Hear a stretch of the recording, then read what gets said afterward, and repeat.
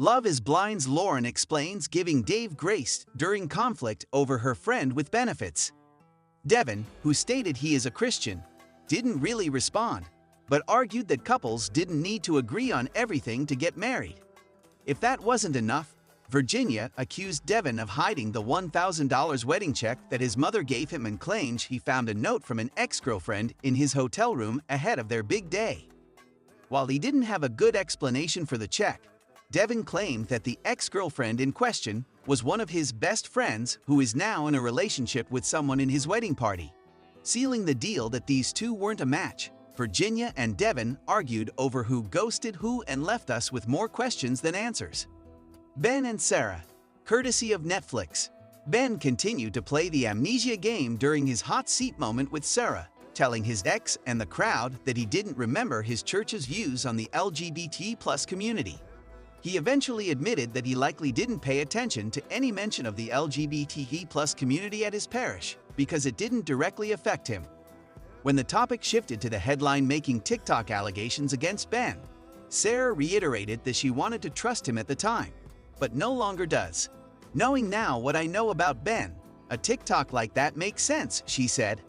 Love is Blind's Virginia claims she saw a note from Devin's ex the night before wedding. According to Sarah, the twosome tried to date and lived together for a week or so after their failed wedding. Ben even allegedly agreed to temporarily move to Nashville with Sarah after she left for Music City, with Ben supposedly set to join her at a later date. Sarah claimed Ben removed her from Find My Friends and ended things with 3 very scripted apologies. Ben argued that the duo had a conversation that he perceived as a breakup before Sarah left, but she insisted that the plans for him to move in with her were still in place. When the twosome did finally talk again weeks later, Ben reached out to try to get on good terms with Sarah, because he was advised by a former cast member to get on the same page with his ex ahead of the reunion. While Ben didn't want to name names, Sarah quickly revealed it was Season 6 star Jimmy Presnell who told Ben to script responses with Sarah.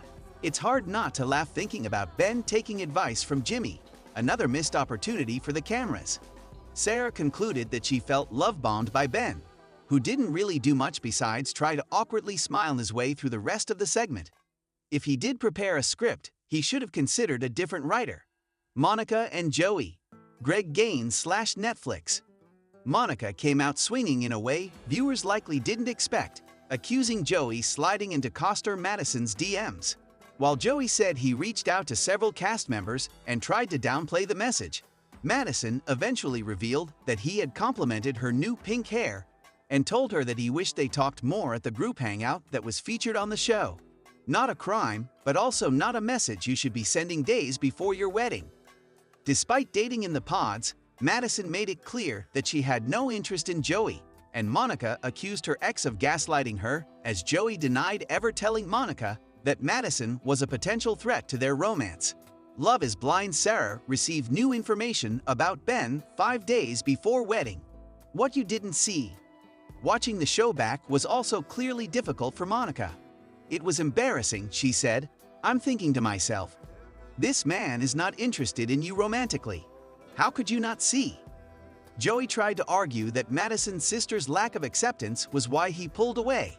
Nick Lachey had a good point. "It happens," arguing that Monica's sister might have picked up on Joey's skepticism and didn't want her sister to get hurt. Lauren and Dave. Courtesy of Netflix.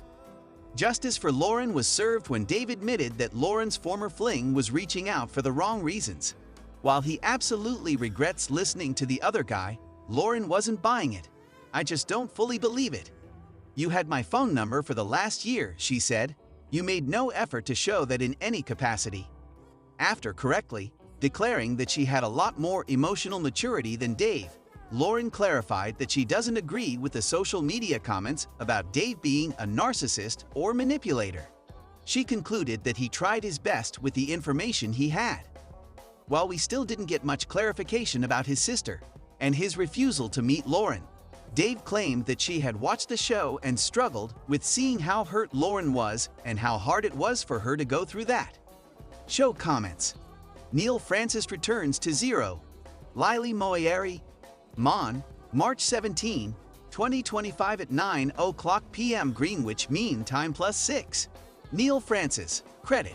Jack Carnatz. Jerusalem Dem says, the United States is the wealthiest nation on earth, at a time when the world is richer than it ever has been, and yet our politics are defined by scarcity. Scarcity of housing, of energy, and even of space has allowed zero-sum thinking to permeate the electorate, and that has been a boon for the forces of illiberalism. Donald Trump rode to victory last November fueled by zero-sum thinking. If there's not enough to go around, then he's your man. And now the question is whether the liberal response will be to fight him on his own terms or change the script.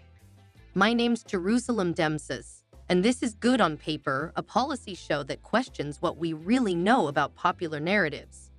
In a new book out today titled Abundance, by the New York Times' Ezra Klein and The Atlantic's Derek Thompson, the authors argue for a sea change in how liberals have approached politics.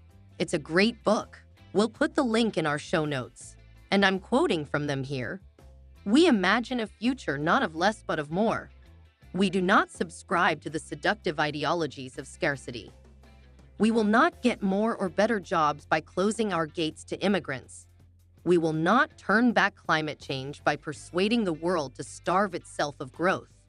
It is not merely that these visions are unrealistic. It is that they are counterproductive. They will not achieve the futures they seek. They will do more harm than good. That paragraph is like catnip for people opposed to Donald Trump. But there are some very difficult intra-coalitional fights that will have to be waged in order for this world of abundance to become reality. Because what's standing in the way of abundant housing, transportation networks, and renewable energy is not only Republicans in Washington, D.C., but Democrats in California, New York, Massachusetts,